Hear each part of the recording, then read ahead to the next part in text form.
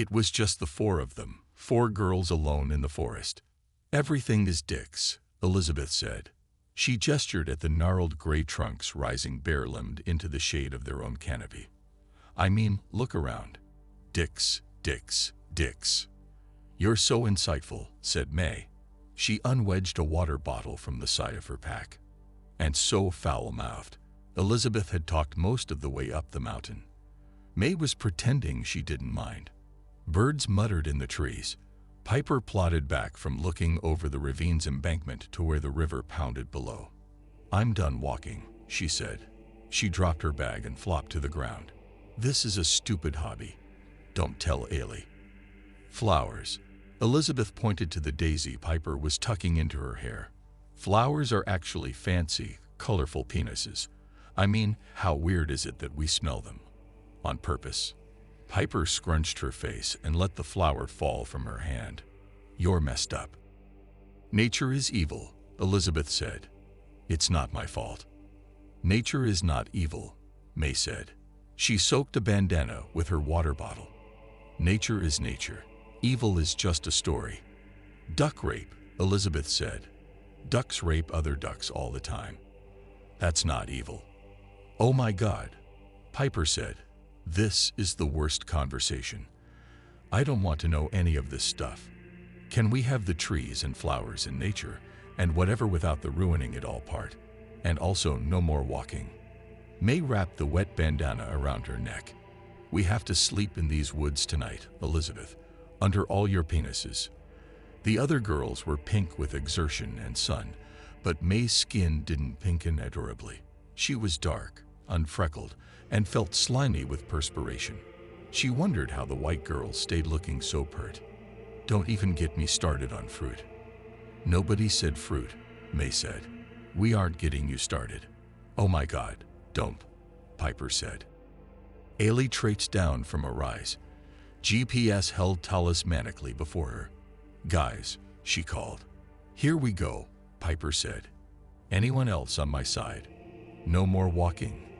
May shrugged and sank to the ground next to Piper. "It's weird," Ailey said, trotting down the slope to them. "We aren't where I thought we were."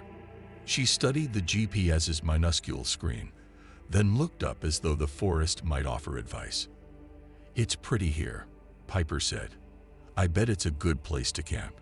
She raised her eyebrows at May. "Yeah," May said obediently. It was pretty.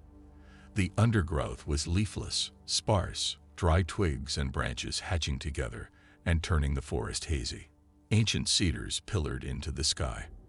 There was something awful, May thought, awful in the original sense of the word, about looking up.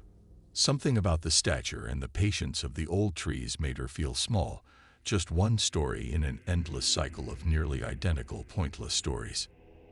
"I thought we'd go upriver," Ailey said, fiddling with the GPS. "There's a peak pretty close. Seriously, this thing is being weird." "Peak," Piper mouthed at May, eyes wide with horror. Elizabeth approached the ravine's edge. She held on to a sapling to lean out over the void. Piper squealed. "Don't. Oh my God." "We're not lost, are we?" May asked. "No," Ailey said. "It's wrong. Like it says we're. Well, it doesn't matter. We're in the right place. We found the river. We know how to get back." She gestured at the other girls. "Let's go." Elizabeth scrambled a few steps down toward the river. Piper and May exchanged dubious glances. "Why not camp here?" Piper said. Ailey stared. "We're almost there." She crossed her arms. Ailey was in the Mountaineers. Ailey was in charge. "Almost where?" Elizabeth called from her perch over the river. "We're in the middle of nowhere." "That part of the middle of nowhere is probably not much different from this part."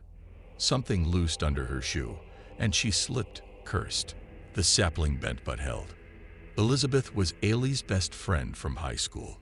Elizabeth had provided a running commentary all day of potential disaster, mishap, and urban legends seemingly designed to prevent any possibility of peace. Piper, Elizabeth's current roommate, had taken responsibility for worrying about snakes, worrying about voiding her balls outdoors, and worrying about potential overlap between the two. Piper had shown up at Ailey's apartment that morning wearing Converse sneakers. Ailey made her buy boots at a Walmart on the way out of the city. May wasn't sure why she'd been invited. She liked Ailey. They'd met at a mutual Tay's Awful Kegger. The TA was drunk and getting creepy, and May had noticed and dragged Ailey away for a made-up emergency that required both of them to hide in the downstairs bathroom and then leave out the window. They'd been lab partners the following semester. Ailey had told the story about the window escape on the morning's long drive and made it seem like something they'd done for fun, like a joke or something. Maybe only May had noticed the TA's weird intensity, how he had cornered Ailey in his cheerless, abandoned dining room with a hard, intentional look. Maybe May's compulsion to push the dining room door all the way open and rescue Ailey had been misguided. Maybe Ailey really did think the two of them had snuck out of the party because why not? Anyway, they hadn't exactly been besties or anything. Only the shared, strange night, and then a semester sharing the lab bench. Maybe May was just there for color. Nobody except Ailey had ever been backpacking before, but probably they'd all be fine. Eventually, Ailey capitulated, and they pitched 2 tents in a ring of enormous cedars. Elizabeth stretched her arms toward their crowns. Nature's glorious phalluses. "You have dick on the brain," Ailey said. "Go find firewood." Piper spread out on the ground between the 2 tents. "My tummy hurts," she said. May and Elizabeth dragged armloads of sticks into camp, and Ailey sorted the pile, snapping branches against her knee. The sun hadn't begun to set, but their little camp in the trees was dusky and cool. There was plenty of firewood, so they started a fire early. The river noise mortared the empty space between the trees. "We should tell scary stories," Elizabeth said. "No, we should not." Piper lay next to the fire, head on her pack. "We definitely should not do that." "You're right." Elizabeth eyed the sky. "We'll wait till dark." "Also nope." "Okay, what about, like, creepy stories?" May unlaced her boots. God, it felt good. "Aren't scary stories a requirement when you're camping?" "They are not," Piper said. "There's no requirement." Ailey patted Piper's shoulder. "Okay, the rule is, if Piper says stop, you have to stop." "No means no," said Elizabeth. "I already said no," said Piper. "No clearly does not mean anything to you assholes." "Oh, come on, Pip," Elizabeth said. "We'll be nice." "What I do," Ailey said, "is I figure out why the story can't happen to me. Like the Babadook doesn't live in my basement because both my parents are alive. See, you neutralize it. You can basically always find a reason why you're okay." Piper crossed her arms over her chest, an angry sorority sarcophagus. "I'm covering my ears." She made no move to do it. There was a pause to allow Piper's disapproval to smoke away. A breeze clattered long fingers of underbrush, a quiet tick-tick-ticking over the river's constant rumble. Overhead, high in the canopy, leaves hissed. "So I heard this story," Elizabeth said, leaning forward, "about some kids out in the woods. They kept hearing." May groaned. "I saw that subreddit last week too. It was stupid. Why would a rapist hide in the woods? It doesn't make any sense. If he's looking for victims, he'd be better off anywhere, pretty much. The internet is a liar." "Just cause it's on the internet doesn't mean it's automatically untrue," Ailey said. "It must come from somewhere." "Yeah," Elizabeth said, "like the girl who was playing the elevator game in that hotel in LA, and then they found her dead in the water tower. Like the game worked or something." "Stupid stories," May consoled Piper. "They're just memes." "Your memes," Piper said. "What does meme even mean?" "Like cultural ideas." Ailey scoffed and leaned back on her palms. "Every idea is a cultural idea." "Memes are cat pictures," Piper said. "They're supposed to be an idea that, like, hits something primal. It's important to people, somehow." "Cat pictures or whatever," said May. "So they're basically just good ideas," Ailey said. "That's what you mean." Maybe it's how we do mythology now, May said. Piper waved a hand at the canopy. What is it about cat pictures? What's the primal idea there? Cute cats. May sniffed and rolled her eyes. I don't pretend to understand white people. Ooh, reverse racism, Elizabeth said. Plus I know for a fact you like those pictures I posted of my mom's kittens. So, Piper groaned. I think all the turkey jerky gave me gas. My condolences, said Ailey to May, who was Piper's tentmate. They sat in the quiet, the rhythm of the river holding them. So I saw this story, Elizabeth said, and Piper groaned again. No, it's not scary. Not really. It's just some legend.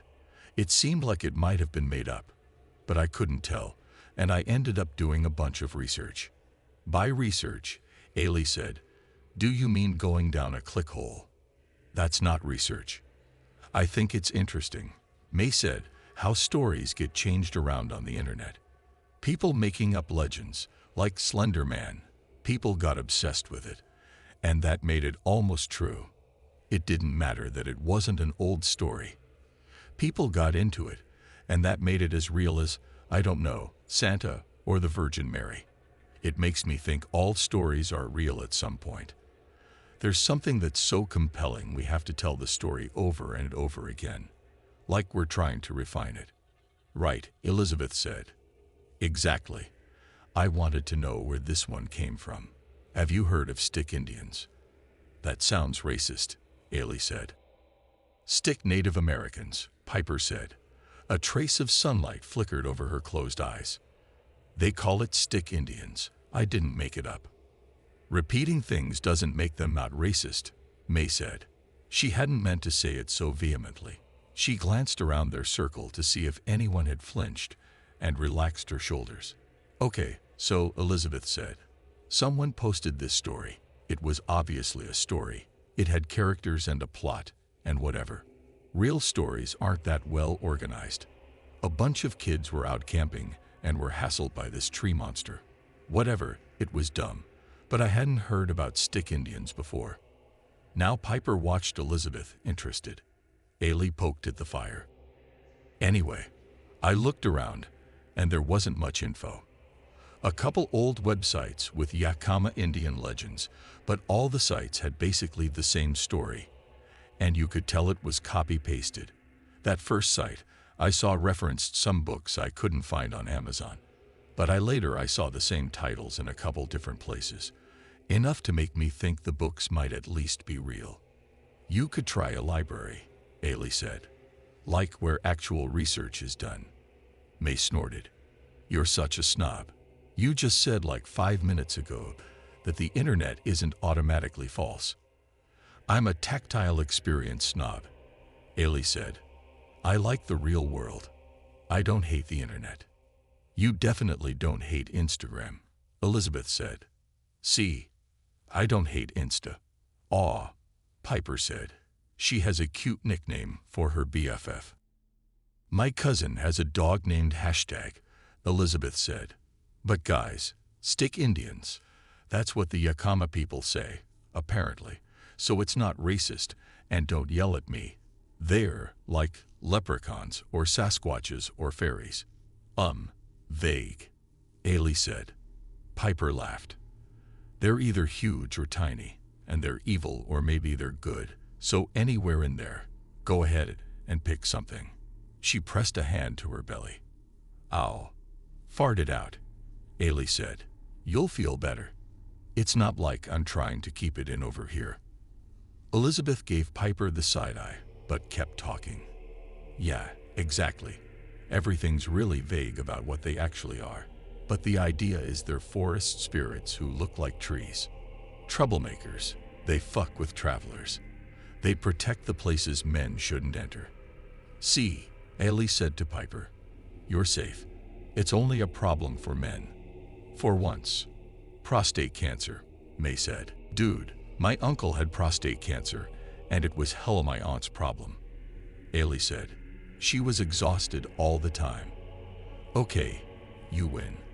They have fluty voices, and make whistles and snaps to try to lure people into the woods. Elizabeth continued. You aren't supposed to whistle at night, or the stick Indians will get you. Huh, May said. That's a Nigerian superstition too, I think. Same thing. Don't whistle at night, or the evil spirits blah blah blah. Elizabeth's voice took on a storyteller quality, oracular. At night, the stick Indians creep up to people's tents and push a stick through the flap and poke the people inside. Think about it. You're sitting, it's right before bed, you're minding your own business, and all of a sudden this branch comes sliding into your house, all silent and slow, and just pokes you. Are you seriously telling us a scary dick story right now? May said. Push a stick through a flap. For real? Piper rolled to her side and wheezed, giggling. I'm starting to worry about you, Ailey said. No, it's really fucking scary. Elizabeth said. Think about it. Like, dick or no, it's creepy as fuck. She waited until Piper stopped snorting, then continued. Some of the legends say the stick Indians guard the gate to the underworld, or else they patrol the sacred parts of the forest, where nobody is supposed to go. Oh, okay, May said. I know this story. This is their space, not ours. Beware. That sort of thing. Ailey said, lots of scary stories are like that. Humans encroaching on everything, ruining it all. Like everything belongs to us. Bullshit, May said. Again, it came out more forcefully than she'd intended. She moderated her tone. Didn't want to be that girl. I don't like those kinds of stories. For a bunch of reasons. For one, I don't think humans are evil by nature. We don't ruin everything. We're just animals doing what animals do. And for another, I can't tell you how many times in the universe a black person was told that they couldn't do a thing because it didn't belong to them. Bullshit. It's not race, it's all humans. We belong in whatever environment we can get by in. Well, okay, good point, Haley said. Like, where would we be without civil rights people saying fuck the whites only nonsense? But I don't think humans should be able to take whatever they can. We have an unfair advantage. What makes it unfair? May said. I don't know. Intelligence. Tools. Elizabeth said. Octopuses use tools, but they don't fuck up the ocean. I don't know, then, but it's something. Just because we can get by in a place, May said, doesn't mean we should shit all over it. But I hate the idea of not being allowed. Who gets to decide? Usually it's men. She spread her arms. And we're doing fine here, aren't we? How many dudes told you it wasn't safe for a bunch of girls to go out into the woods alone? Piper laughed. My boyfriend and his roommate. My dad, Elizabeth said.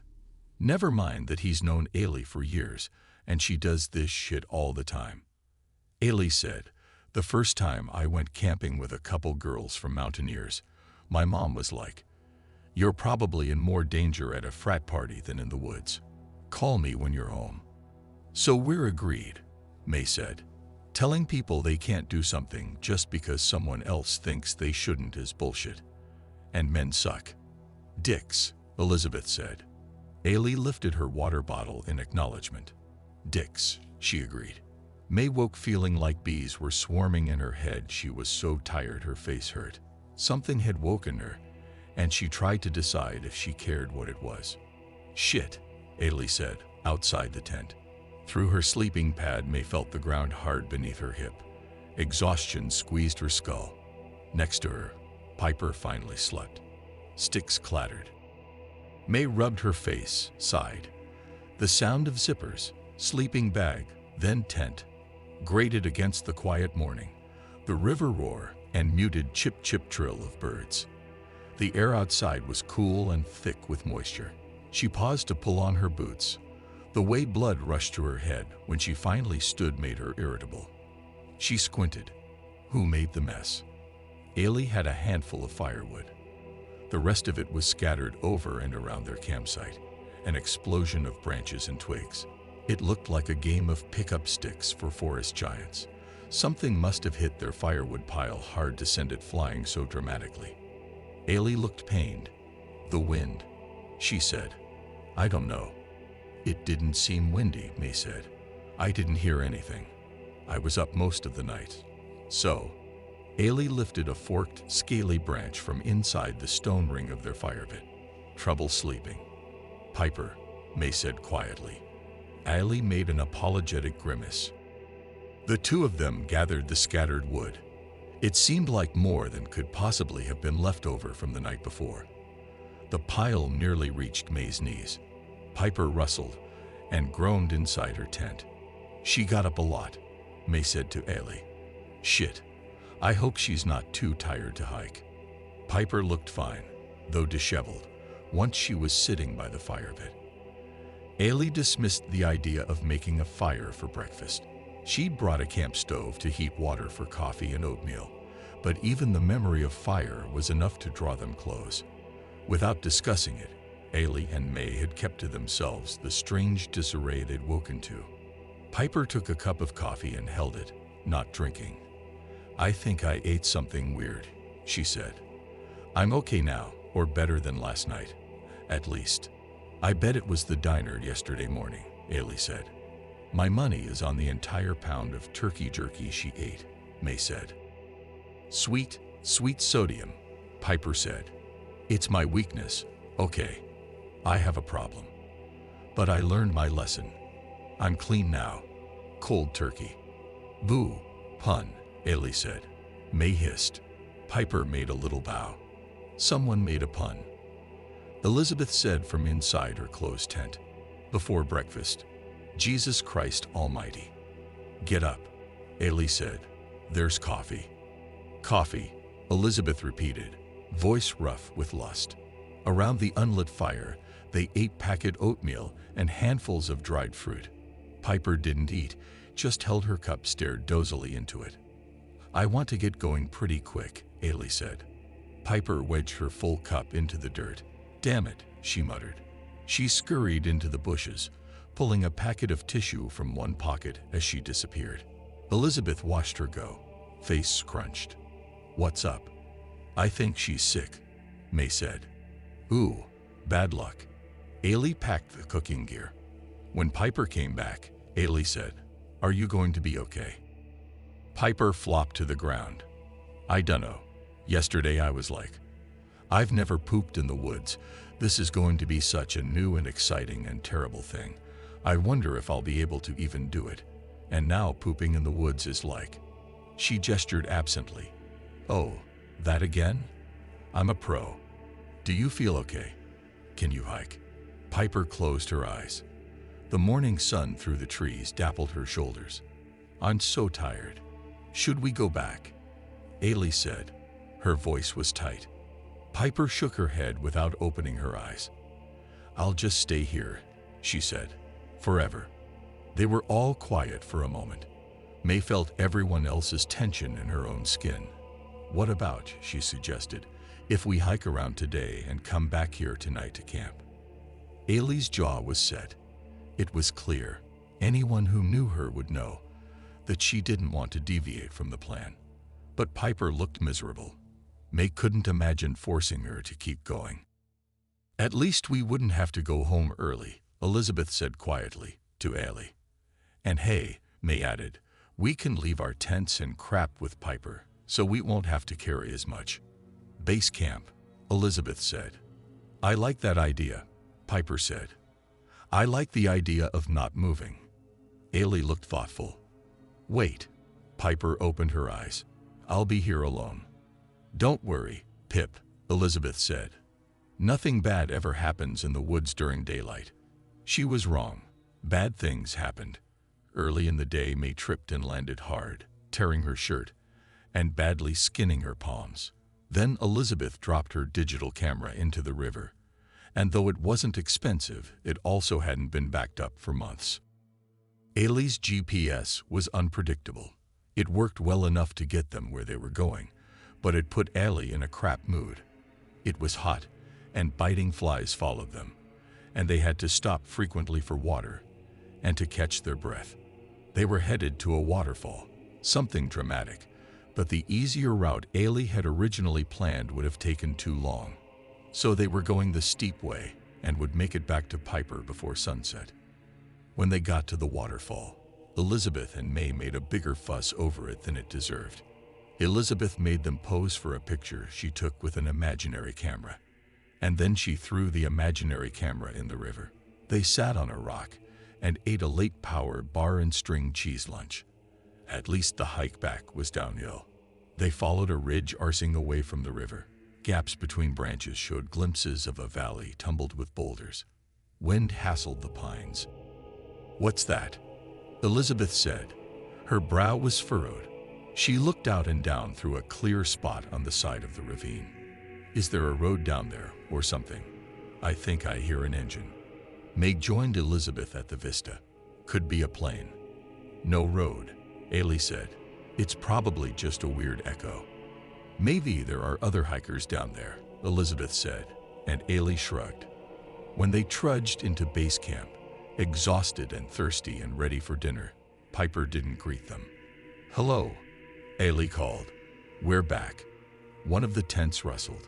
The girls looked at each other, and Elizabeth took a step away. "Hey," Piper called, delayed and strange. May dropped her pack and unzipped the tent. "Hey," she said, "you good?" She stuck her head into the tent, then recoiled. "Ooh, girl, if that smell was inside you, no wonder you weren't feeling well." "I'm sick," Piper said, still sprawled in her sleeping bag. Her voice was small and grave. "I've been throwing up all day." Ailey crouched by the tent opening.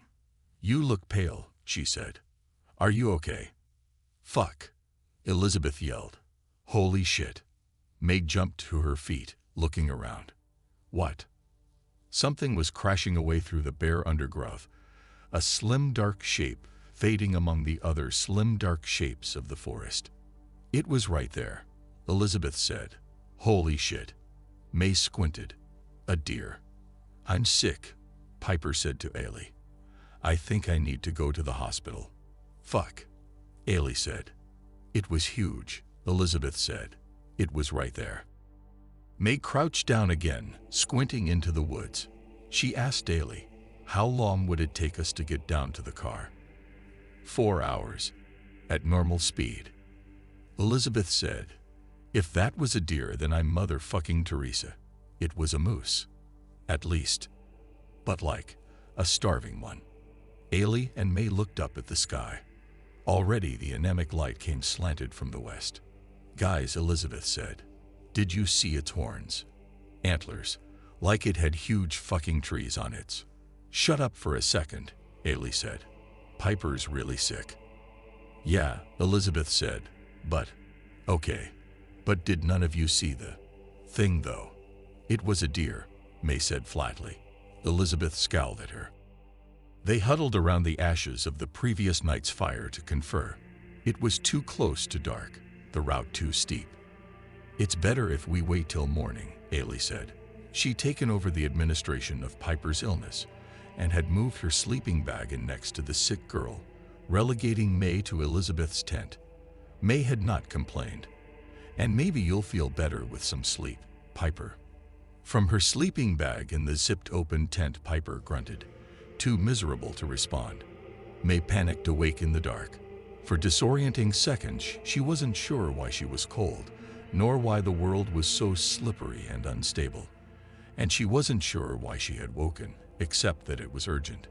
When it happened again, the scream was dangerously close to May's ear. It was more of a yell, low-pitched and open-voweled, not the helpless keen of something lost, but assertive, purposeful. "It's back," Elizabeth bellowed. "It's here. What the fuck?" And then there was a slick wave on top of May, and an elbow found her gut and shoved out a yelp. "What the fuck?" Elizabeth said again, almost in May's face. Her sleeping bag thrashed. A flashlight infused the tent with light from outside, and for a moment, May saw Elizabeth's face, frightened and pallid. Trapped, May tried to wiggle her sleeping bag away from the other girl. "What is it?" Ellie called, nearby. "What is it?" There was the sound of a zipper in the quiet, river-washed dark. Knees, weight on May's stomach pressing out her breath. She would be bruised in the morning. The tent zipper tore open and freed Elizabeth. The tent rocked. May struggled out of her bag and felt for her flashlight. What is it? Ailey repeated over Elizabeth's fuck, fuck, fuck. Her flashlight bobbed and shuddered, and then made loose, frantic sweets. Elizabeth, what? It was here, she said. The thing, the deer, the moose. Elizabeth. May crawled out of the tent, flashlight on, and floundered with her boots. What's going on? It was here, Elizabeth repeated. She whipped the flashlight's beam in a circle. She must have wrenched it away from Ailey, illuminating the stark columns of tree trunks and the quivering arms of lower branches. It was there. Right there. Ailey spoke quietly. There's nothing there now. The deer, May said. Her flashlight beam joined the sweep. But what were they looking for? Girl, you're freaking out. You stepped all over me. If it's a deer, it won't hurt us, Ailey said. Even if it's a moose. You scared it away. She took Elizabeth's shoulders in her hands. It's okay, she said. You're fine. No, Elizabeth said. No, it's not. It was. She panted. You don't know. None of them wanted to go back to their tents, so they started another fire.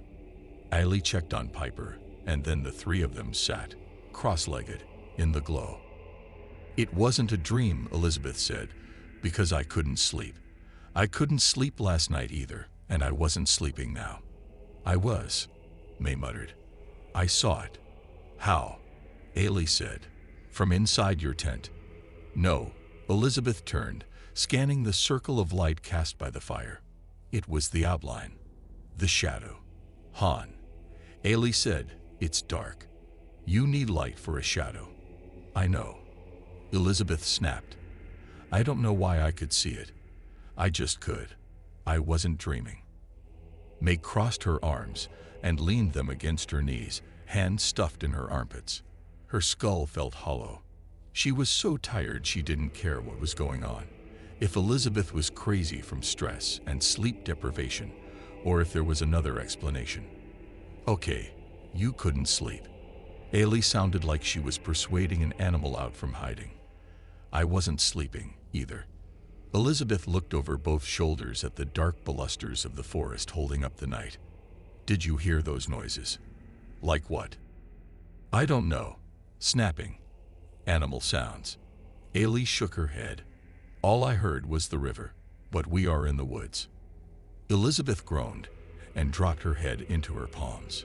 That's not what I mean. Piper couldn't keep water down the next morning. She would only get up to stagger into the bushes, where May could hear her retching. Pale and disinterested, she didn't complain and rarely moved. She was like a creature gone into hibernation, conserving herself against pain. Ailey was in charge again, having been certified, whatever that meant, in wilderness first aid. May listened to her inside the sick tent, quietly harassing Piper to try to drink. More whispering, rustling, and then Ailey ducked out to join them. Ailey sank to the ground next to restless Elizabeth, who sat with her back to the fire. They both looked as tired as May felt, though May was the only one who had gone back to sleep, eventually. I think maybe it's appendicitis. Ailey whispered, conspiratorial, or really terrible food poisoning. She can't walk, though. It's bad. I'm not staying here another night, Elizabeth said. Ailey held up a hand. She said, I don't want Piper to worry. May matched Ailey's tone. What should we do? Someone has to get help, Ailey said. We have to figure out who. Me, Elizabeth said. I'm fucking going. Okay, Ailey said. Your opinion is registered. I get it. Let's talk through this. Ailey, you know how to get around in the woods. May said, feeling generous, though she also didn't have much of a choice. She dreaded the idea of being left behind with Piper, propping her up as she squatted, straining, over a hole in the dirt, or holding her hair back, smelling the sour, sweet smell of illness and pain and shit and bile. You should probably go. Ailey shook her head. I can show anyone how to use the GPS, and it's not hard to find your way out of here. If you head west, you'll hit the Forest Service Road eventually. Okay, May said. Well, if it counts for anything, sick people freak me out. I'll stay, Ailey agreed. I have survival skills. I can take care of Piper. May felt her body loosen, her mind clear, better than caffeine. Okay, she said. Okay. Elizabeth stood.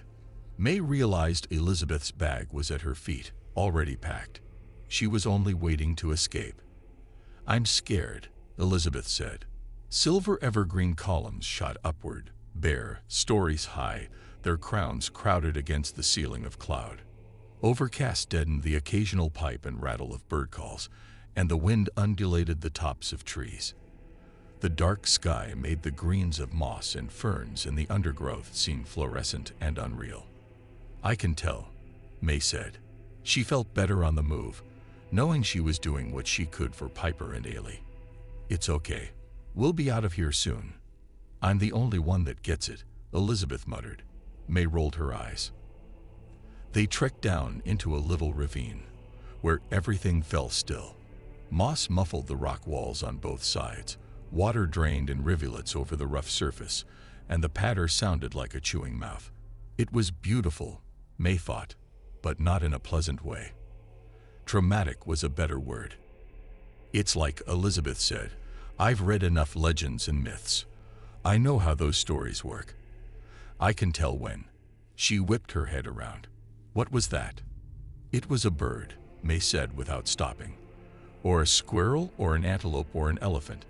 It doesn't matter, Elizabeth. We're fine. Piper's the only one in danger. There are things in the woods that don't want people here. It wasn't worth arguing.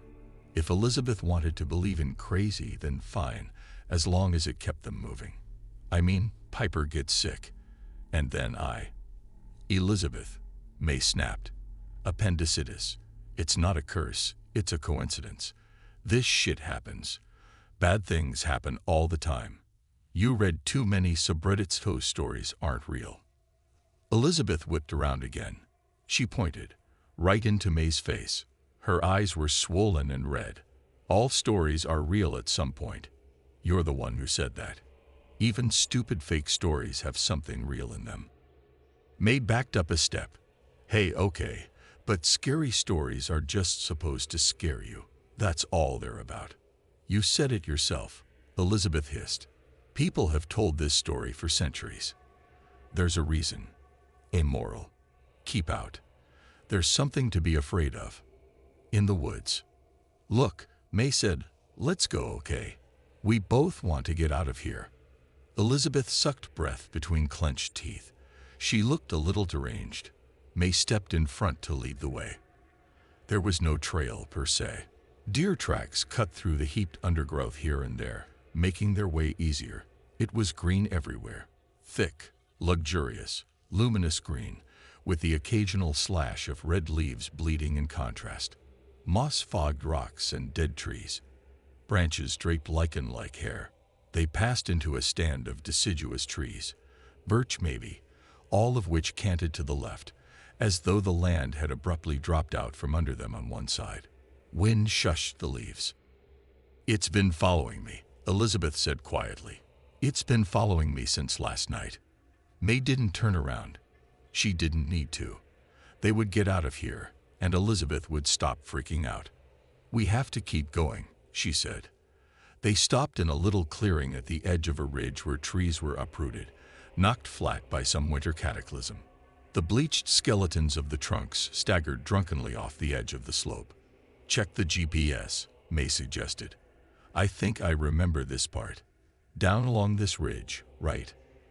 Elizabeth's mouth was a hard, pale line. She fished the orange knob of plastic from her pack. This way, she confirmed. See, May said. Almost there.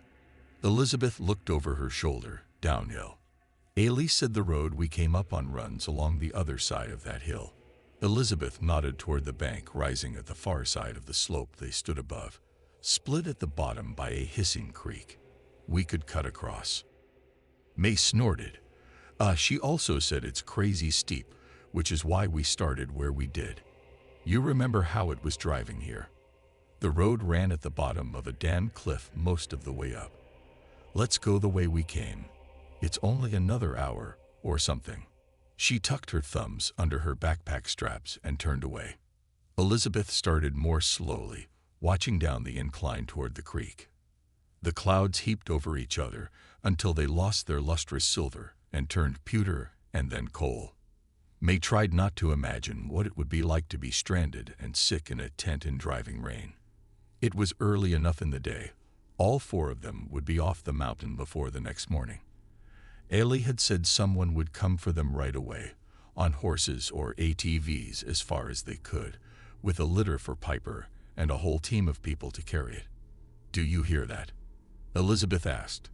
May stopped, turned back halfway. "Hear what?" "The humming."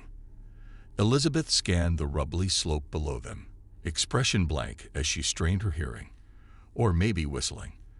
Like an engine, her gaze snapped to May. "There's someone on the road." They had to keep going. "We have our own car," May said. The keys were zipped into her pocket. "We aren't trapped. We just have to get to the car and drive for help." "Maybe it's a ranger," Elizabeth said. "Even if it is, we couldn't do anything until we get down to the road. They wouldn't even see us." "There. Hear it?" May listened, eyes upturned. "I don't know," she said. "It sounds like some weird echo." "The wind." "Seriously, we're almost back. We just have to keep walking. We could be out of here in minutes if we went over that hill. It's right there." May sighed. "We would be at the top of a steep-ass cliff with a road at the bottom of it, and no way to get down. And we'd still have to walk to the car. And I don't even hear anything. You're making this way more complicated than it needs to be." Elizabeth said nothing. She turned in a slow circle, looking up into the dark pillars of the forest rising above them. The wind pushed the treetops in lazy, bobbing circles. This time Elizabeth followed immediately when May set off, and stayed close. May could see the way the other girl twitched at bird calls, the wide-open flashing of her eyes. Fear did wild things to people. And exhaustion. She shouldn't hold Elizabeth's panic against her. Something crashed nearby. Both girls startled, and May yelped. The bushes uphill shuddered. May saw long, slim legs, long, gaunt lines of a body, a rising crown of branching antler. "No," Elizabeth yelled. "No." Then she bolted over the edge of the ridge. May heard scree tumbling, rocks crack-clattering, and the rumble of cascading gravel. "Elizabeth," she yelled. "It's a deer." The thing in the underbrush, the deer, leaped off in the opposite direction, rustle and crackle and thud. Elizabeth was running, arms up to keep her balance, stones dancing and leaping around her feet. It took less than a minute for her to reach the creek at the bottom. "Elizabeth," May shouted. "Wait." She checked over her shoulder.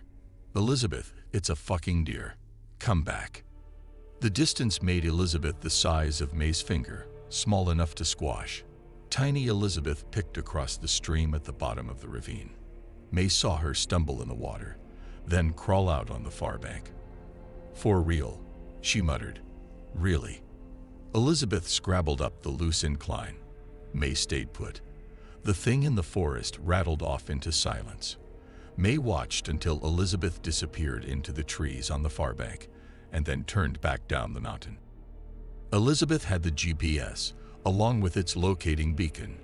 May had the car keys, and now they were alone, but probably they would both be fine. She waited a long hour, and then started the car.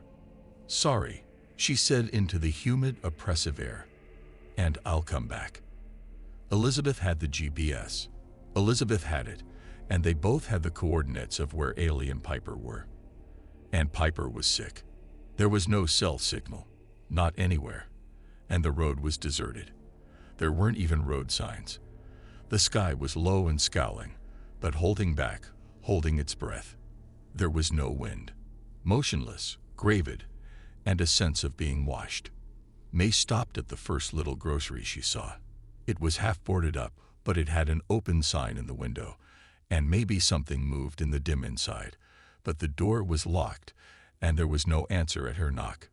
Behind her, A crow lighted next to a puddle in the parking lot, its reflection playing against the glass door like a mirror. It dropped a twig from its beak. She drove endless minutes, checking her phone for bars. None of the other structures tucked into the woods seemed alive. Some of the buildings tumbled in at the roofline. Others were barricaded with junk.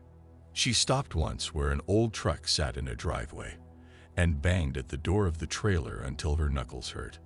Back in the car, the sky was darkening, the storm shoving closer to the ground, but no rain yet. In the dark fur of pines, she saw a glint of light. A big house, set back, A-frame roof glowing golden at its windows. Its narrow driveway wound into the woods. May felt her pulse in her skin. Maybe she'd get to take a shower today. Maybe whoever owned this house would be awesome, and the emergency personnel would come and take her information and the GPS coordinates, and then she'd be tucked into a bed with cocoa and pillows and cable TV. The driveway was long. Overgrown branches dragged thick fingers along the windows like nails. Despite the neglect, the house the driveway spilled out in front of was ostentatiously nice. Celebrity nice and gloriously lit. Nobody left this many lights on if they weren't home.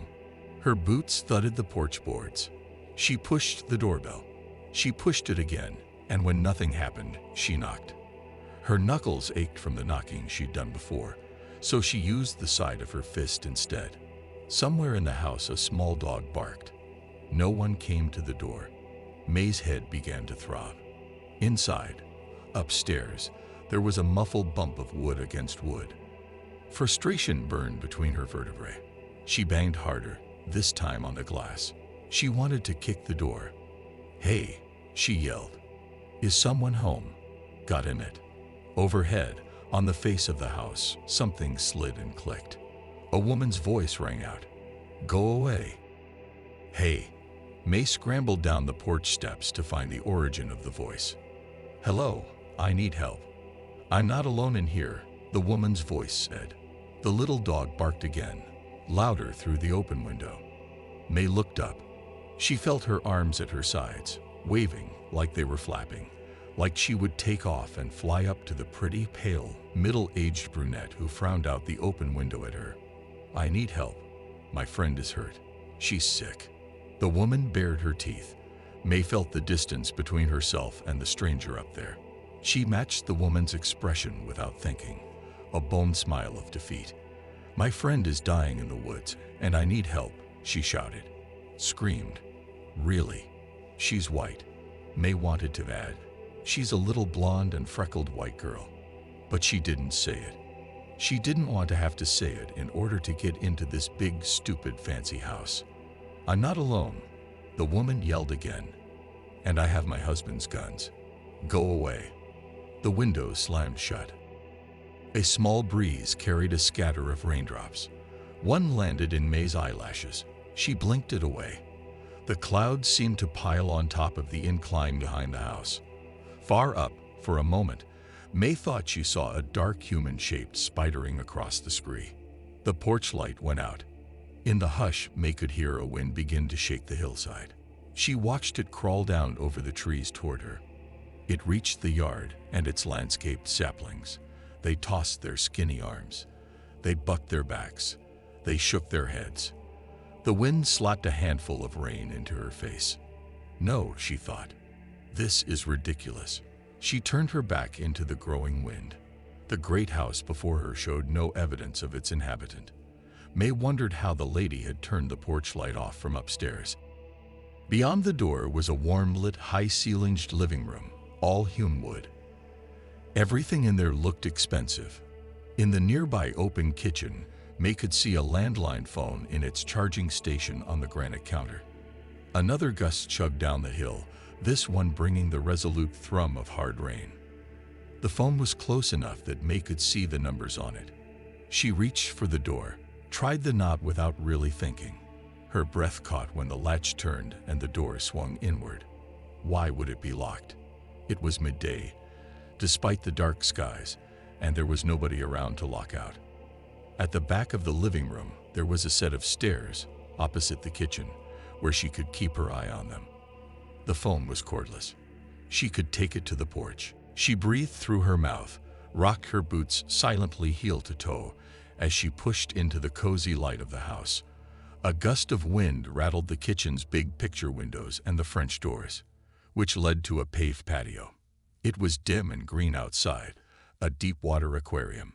She checked the silent stairs. No dog, no crazy lady. The windows pulsed again, clattered with rain.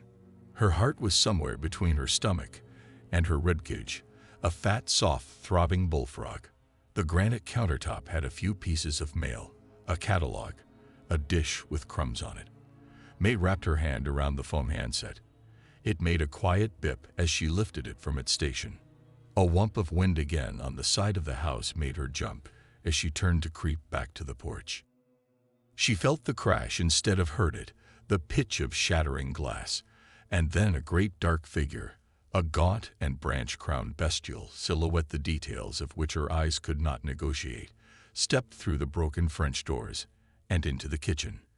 It made the house seem suddenly crowded, as though a landslide had carried a grove of black trees into the living room. Her forearm stung, and May registered with wonder the fine red lines that appeared there. Flying glass, it must have been. Feet banged on the stairs, and there was screaming, but not from May's throat.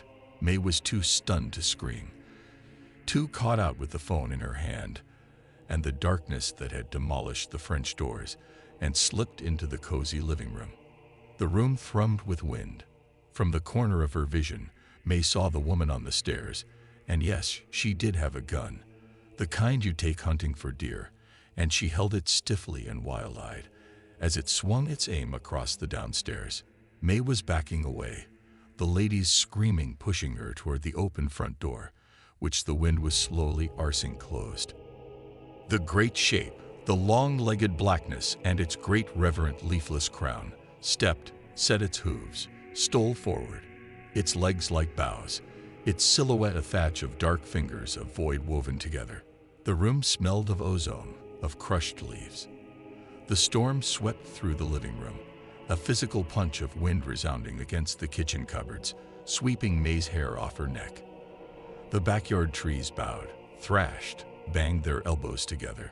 The woman was screaming down the stairs, the gun sweeping over May and the rest of the room, and May couldn't imagine she could possibly be a target with that magnificent, awful thing drowning the light out of the room between them. She stepped back again, felt the phone in her hand, wondered what 911 would do about this, what kind of help to ask for, and what use was a gun. The lady was looking at her and shouting incoherent threats and terror, the long cold nose of her gun pointed high. It, the thing, the creature, if it was even truly there, lifted its dreadful, awful crest and looked at May with no eyes. Her back was against the front door. It must have swung closed. It must have shut in the wind as she backed toward it. She felt the knob, felt the catch of its lock. The gun sounded, a powerful blast muffled by the house and the storm pummeling everything. And with the violence of the sound, everything fell instantly still. Everything vibrated at the same imperceptibly high frequency. Everything felt the storm holding its breath. Whose story would this be, May thought? Hers, or Piper's, or Ailey's, or Elizabeth's? The thing, the creature, the blackness, shivered with the wind. It turned itself toward her slowly, like a question.